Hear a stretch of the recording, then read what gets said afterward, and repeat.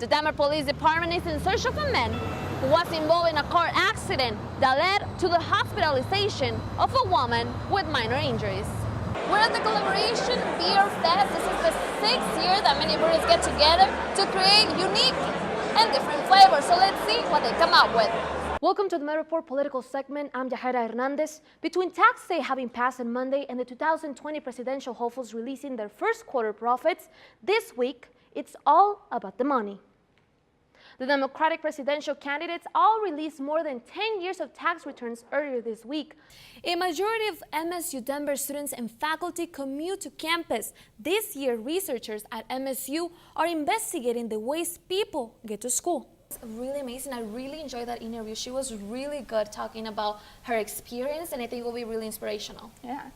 Well, that's all the time that we have on the Met Report today. The suspect threw a chair from the second floor atrium in the Student Commons building.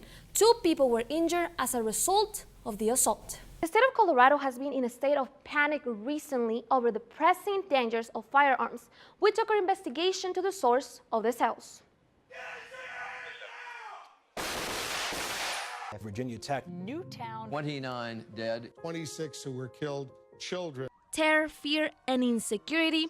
These are the first thoughts that come to mind when seeing these mass shooting events that happen in a split second. In the last 6 years, approximately 2,000 mass shootings have been reported.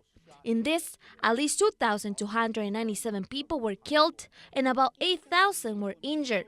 Many say that it's easy to get a gun in the state of Colorado, but to clarify doubts about the process and the necessary requirements when buying a weapon, I went to a gun store to talk with its owner, Edgar Antillon. In the state of Colorado, 18 years old to buy a long gun, rifle or shotgun, and then 21 years of age to buy a handgun. Universal background check is also one that passed here in the state of Colorado in 2013, which means that even for private sales, you still have to meet up at a gun store. According to a study by Box, we found a map of the country that shows that almost no states are immune to mass gun violence, even when crime and homicide rates in general have decreased in the last 2 decades. And even though people still pass their background check and are eligible to purchase a weapon, as in the case of Soul Pies, who in just minutes got to buy a firearm in Colorado, it forces us to ask what red flags gun sellers can perceive to lead to a potential buyer being rejected.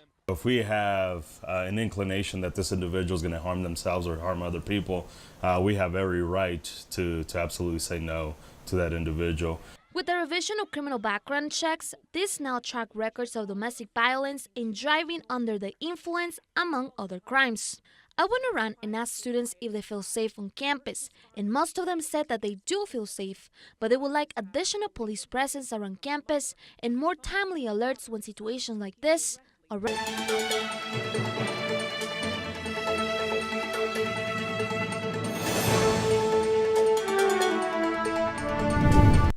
What is up, everyone? My name is Yahaira Hernández, and today I bring you the most relevant stories in the sports world. Let's get less chatty and get started, because if you're ready, I'm ready. There was a heartache on the home field last weekend for the Roadrunners as the Colorado Mesa Mavericks swept the 4-game series, leaving the Roadrunners in 4th place in the.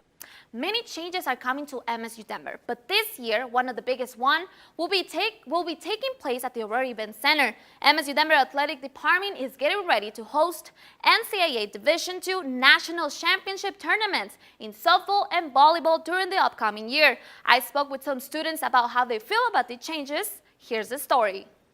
Changes are just around the corner.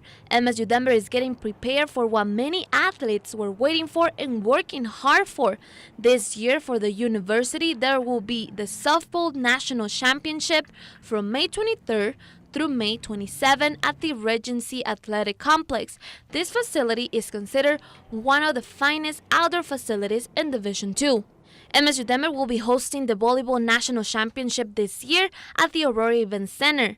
Even though the Regency Athletic Complex won't be needing as many changes, only a few touch-ups, the biggest change will be for the Aurora Event Center, which has recently been approved for a university funded of $8 million to be able to upgrade for new bleachers and updated locker rooms. Students are ready for the change, especially because The changes in the locker room are really going to be beneficial for all of our students. For starters, they're going to have gender-neutral changing areas in both sides of the men's and women's locker rooms, as well as having private showers. I mean, I like that they're going to be updated. If you've been in those locker rooms before, you know they're very old. There's asbestos in there, and that's not really a good thing to have. So. And although these changes can bring many benefits for students, some students are also worried about how this can make the space more overcrowded. The building in general, because it's shared, overcrowding is always going to be an issue. But I feel like at least we're going forward, like renovating, updating, so that we provide a better student experience. Changes are already in progress at the Aurora Center, and little by little we hope to see how this will be improving to bring more events like the NCAA Division II Volleyball National Championship game, and we wish them the best of luck.